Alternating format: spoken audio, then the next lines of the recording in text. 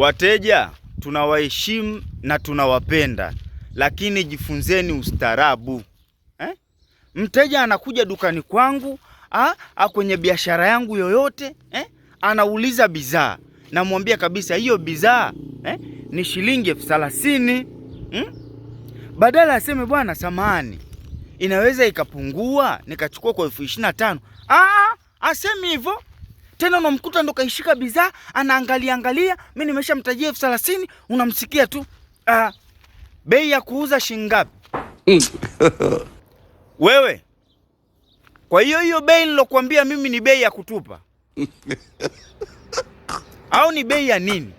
Yaani hiyo 30,000 niliyokuambia ambayo wewe unaona sio bei ya kuuza, ni bei ya kukopesha. Eti unaniambia eti bei ya kuuza shingapi? Kwa hiyo mimi nina bei ya kutoa bure. Maana umekuja nimekuambia 30,000. Sema bwana, katika hiyo 30,000 mimi nina shilingi 20,000. Sema hivyo. Wewe umekaa tu. Sasa mkuu, bei ya kuuza shingapi? Hiyo nilokutajia ni bei ya kuosha vyombo. Bei ya kuuza hiyo. Bei ya kuuza hiyo. Kwa nini unajua bei ya kuuza ni shingapi? Umetoka nyumbani kwako umekuja na bei zako kwenye biashara yangu. Si ungefungua ya kwako? Eti bei ya kuuza shingapi? Nilokutajia ni bei ya kunyonyesha. Nilokutajia ni bei ya kunyonyesha.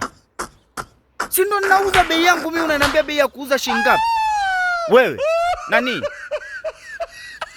Au wewe mwenyewe ndo bei ya kuuza wewe?